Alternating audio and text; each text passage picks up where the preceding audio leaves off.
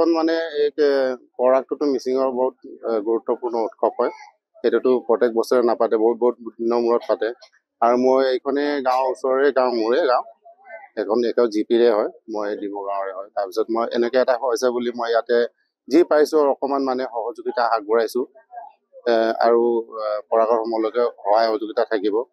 আৰু এইটো বৰ ভাল লগা কথা যে ইয়াৰ মানুহখিনিৰ একতা আছে বহুত।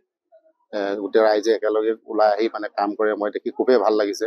আৰু ময়ো লগতে মানে ইয়াতে যি পাৰিছোঁ সহায় সহযোগিতা আগবঢ়াইছোঁ, খুব ভাল লাগিছে। পৰাগৰ আজি আৰম্ভণিৰ দিন বুলি ধৰিব লাগিব। প্ৰস্তুতি আমাৰ আজিৰ পৰা আৰম্ভ হৈছে। মাংগলিক কাৰ্য যিটো এইটো আমি আজি আগমন কৰিছোঁ।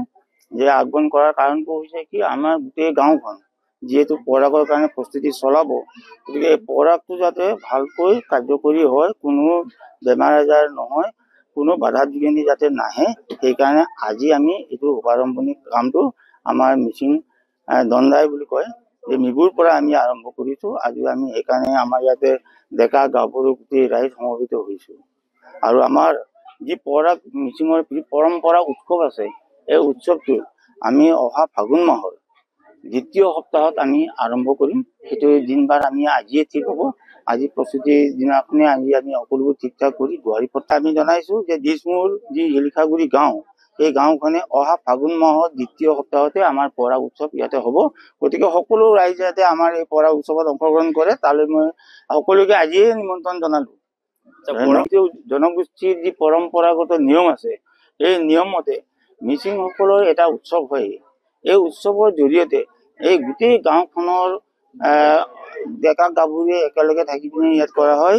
ইয়াতে আমি আমাৰ গাঁৱৰ পৰা যিমানবোৰ জীয়ৰী বেলেগলৈ বিয়া হৈ গৈছে, আমাৰ জোঁৱাই গাঁৱৰ যিমান জোঁৱাই আছে, সেই সকলোকো আমি ইয়াতে আমন্ত্ৰণ কৰিম।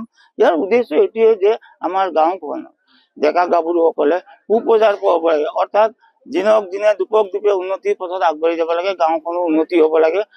ঈশ্বৰে যেনে আমাৰ গাঁওখন কৃপা কৰি ৰাখে, সেইটোৱে আমাৰ মূল উদ্দেশ্যটো। কিমান বছৰ পিছত এইটো আপোনাৰ ইয়াতে 40 বছৰ মান পিছতে আমাৰ আজি মানে আমি ইয়াতে উদযাপন হৈছে।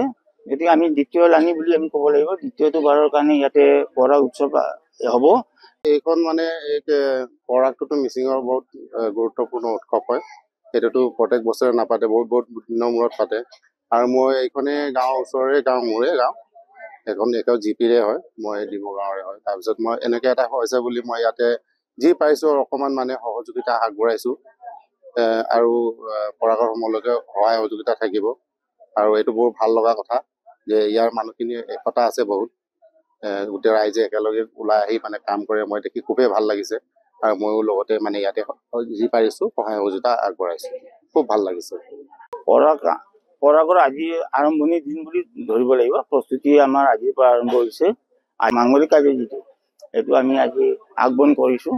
যে আগমন কৰাৰ কাৰণটো হৈছে কি, আমাৰ গোটেই গাঁওখন যিহেতু পৰাগৰ কাৰণে প্ৰস্তুতি চলাব, গতিকে এই পৰাগটো যাতে ভালকৈ কাৰ্যকৰী হয়, কোনো বেমাৰ আজাৰ নহয়, কোনো বাধা বিঘিনি যাতে নাহে, সেইকাৰণে আজি আমি এইটো শুভাৰম্ভণি কামটো আমাৰ মিচিং দণ্ডাই বুলি কয় এই মিবুৰ পৰা আমি আৰম্ভ কৰিছোঁ। আজি আমি সেইকাৰণে আমাৰ ইয়াতে ডেকা গাভৰু গোটেই ৰাইজ সমবেত হৈছোঁ। আৰু আমাৰ যি পৰাগ মিচিঙৰ পৰম্পৰা উৎসৱ আছে, এই উৎসৱটো আমি অহা ফাগুন মাহৰ দ্বিতীয় সপ্তাহত আমি আৰম্ভ কৰিম। সেইটো দিনবাৰ আমি আজিয়ে ঠিক হ'ব।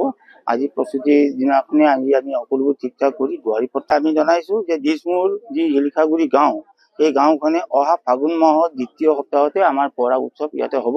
গতিকে সকলো ৰাইজে যাতে আমাৰ এই পৰাগ উৎসৱত অংশগ্ৰহণ কৰে, তালৈ মই সকলোকে আজিয়ে নিমন্ত্ৰণ জনালোঁ।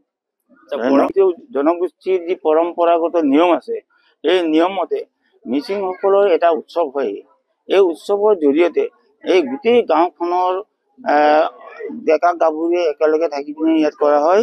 ইয়াতে আমি আমাৰ গাঁৱৰ পৰা যিমানবোৰ জীয়ৰী বেলেগলৈ বিয়া হৈ গৈছে, আমাৰ জোঁৱাই গাঁৱৰ যিমান জোঁৱাই আছে, সেই সকলোকো আমি ইয়াতে আমন্ত্ৰণ কৰিম।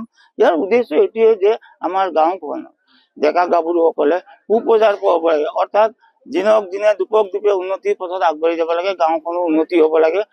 ঈশ্বৰে যেনে আমাৰ গাঁওখন কৃপা কৰি ৰাখে, সেইটোৱে আমাৰ মূল উদ্দেশ্যটো। কিমান বছৰ পিছত এইটো আপোনাৰ ইয়াতে 40 বছৰ মান পিছতে আমাৰ আজি মানে আমি ইয়াতে উদযাপন হৈছে। গতিকে আমি দ্বিতীয় লানি বুলি আমি ক'ব লাগিব। দ্বিতীয়টো বাৰৰ কাৰণে ইয়াতে পৰাগ উৎসৱ হ'ব। যিকোনো খবৰৰ বাবে যোগাযোগ কৰক 7099017330 লগতে 7099017110 নম্বৰত।